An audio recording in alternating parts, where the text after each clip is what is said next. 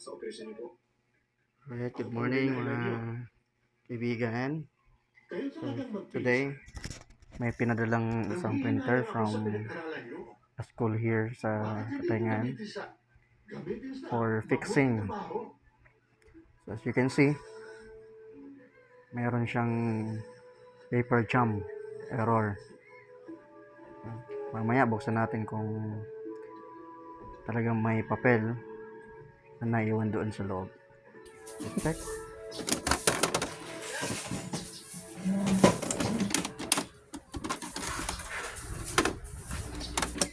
Turn it off.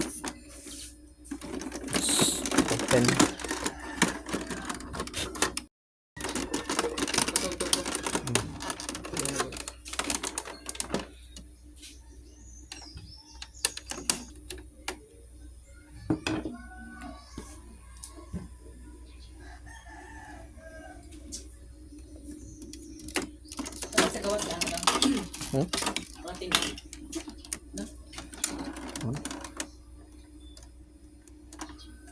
Take off the power flex. Huh? There is paper jam. It's visual, it's crystal clear. It was a real game changer for us. We don't have to manually enter in this data or stare at cryptic letters of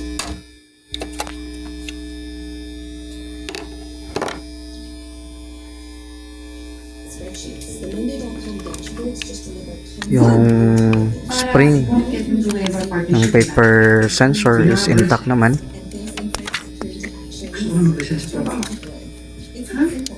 I appreciate yung effort mo. Ang gear, okay naman. Okay pa rin yung spring. I think this one. This one is the cause.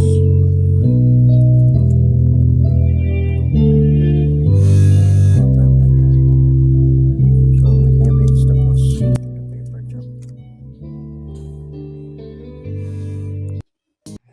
So yung mga ganitong problema talagang malaking trabaho to because we need to really dismantle the whole printer, yung assembly ng carriage na at yung print head sama yung mga sliders. Medyo matrabaho siya pagka flat cable na ng sensor ng print head yung problema. Kailangan natin siyang tanggalin sa slider yung print head. Pantaron. At we'll try later kung kayang gawa ng paraan na hindi na tayo magtatanggal ng buong carriage assembly because kailangan na makuha to ng school bukas para magamit na. So yung wasting pad puno na rin. Bakit kaya ulit mo? Bakit hindi ka mag-review sa tatay mo? Tapos improve mo yung bar! Ano ba? Nagdadrive ako. Huwag mong tatakpan yung mata ko. Kamay ko So kailangan natin isiksik to yung tip of the flat cable to the sensor of the print head. Siya yung nagkakos ng error.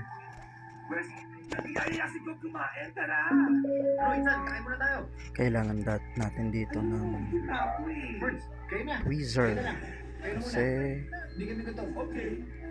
kailangan doon isiksik sa maliit na PCB na yan. So medyo mahirap siya, kailangan siya ng specialized tool. Hindi pwede yung screwdriver. Kung meron pwedeng gamitin dyan yung maliit na long nose. Pero here I have an improvised tool here na pwedeng gamitin panghawak doon sa tip ng flat cable ng sensor of the print head of the carriage rather. So ingatan lang na hindi mapunit, hindi magkaroon ng tear sa flat cable as it may cause a bigger problem. Pag nagasgas yun, pwedeng mas malaki yung problema. Kaya I advise to still use the proper tools.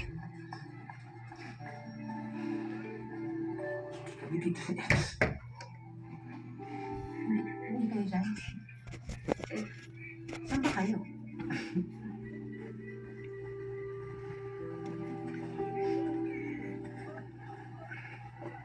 Kailangan natin ibalik siya sa tamang pagkakaipit doon sa carriage ng printhead para hindi na siya nagagalaw as the carriage move. So yun yung naging cause bakit natanggal siya doon Saan ba ako? sa pagkakabit sa Wala ako eh. sensor.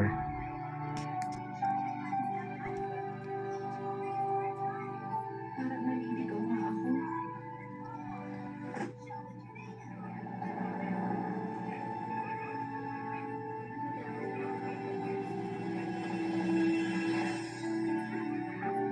So wala nang sabit yung flat cable kanina.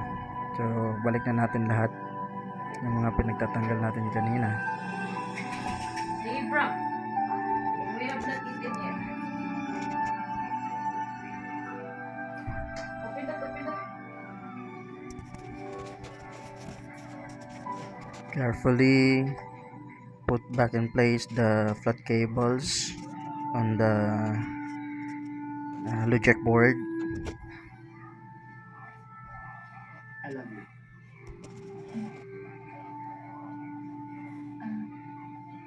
Meron bang gasoline station? Kasi naiihi ako eh.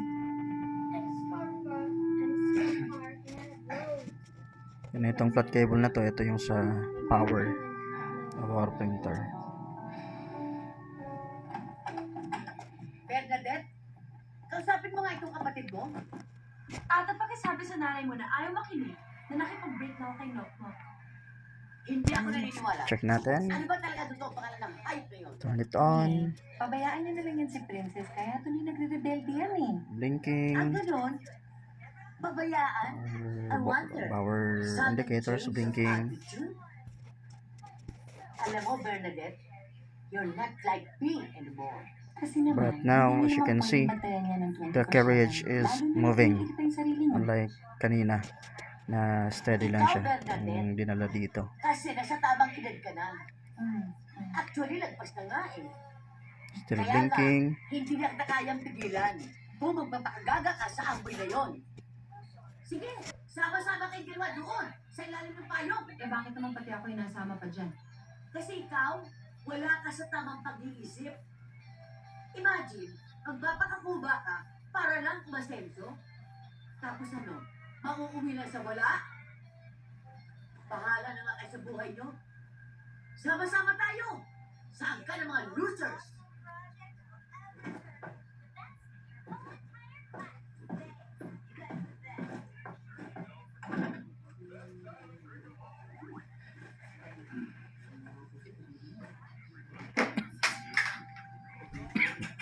Yes?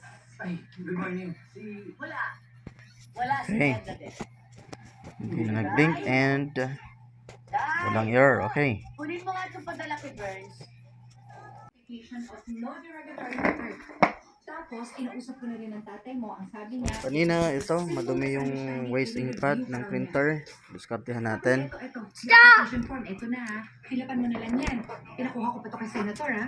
Tapos pag nafilapan na, problem solved. Everybody happy. Turn off muna natin yung printer.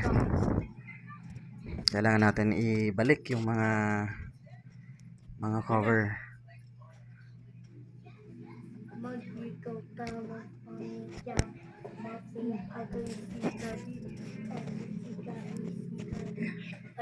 Dahil ang problema ko, totoo, hindi fake.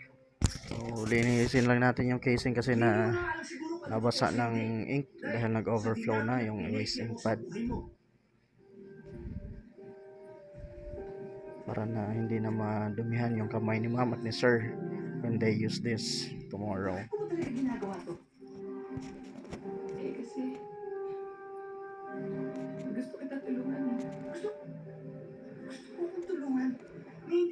Sabi sa sarili mo yung nararamdaman mo.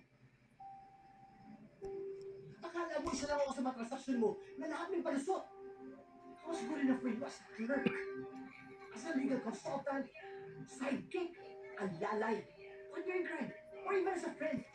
But not good enough para mahalin mo. Gusto mo po ikaw na susunod eh.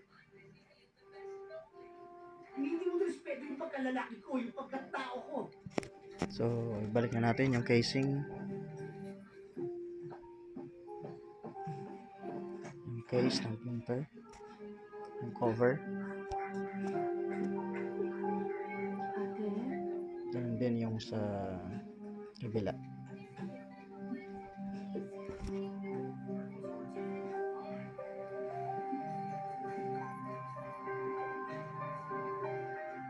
gusto ko lang naman kung ano yung kapulis sa kanya. Pero sigurado ka ba yung din ang gusto niya?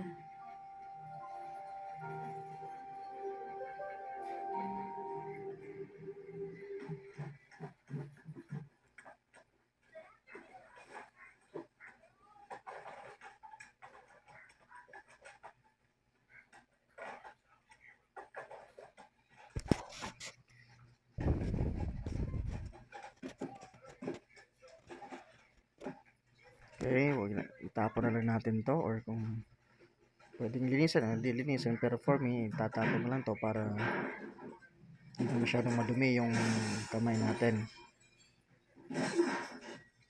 So, linisan lang yung waste ink tank na to with water and throwing away this waste ink pad. Pwede natin gamitan ng panibagong waste ink pad gamit yung sanitary pad,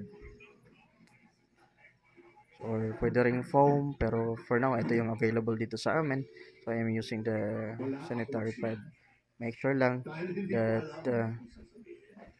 monitor siya para hindi kagad umapaw. Pag umapaw na, pag puno na siya, pwedeng palitan na lang din. So, I think that's only 10 pesos kasi umorder tayo ng bagong wasting pad. Put back the cover in place, then let's try to print.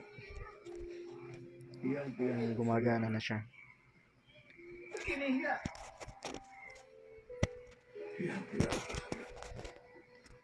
Try natin, scan. Alright.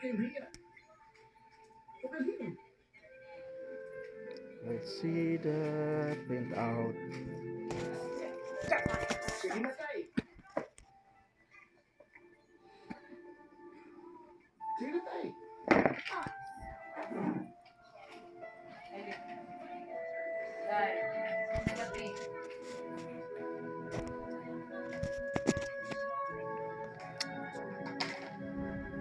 Alright, gumana na siya. Only that kailangan pang konting cleaning ng printed natin. So, cleaning na lang to. And it's okay. The problem is fixed. Thank you for watching.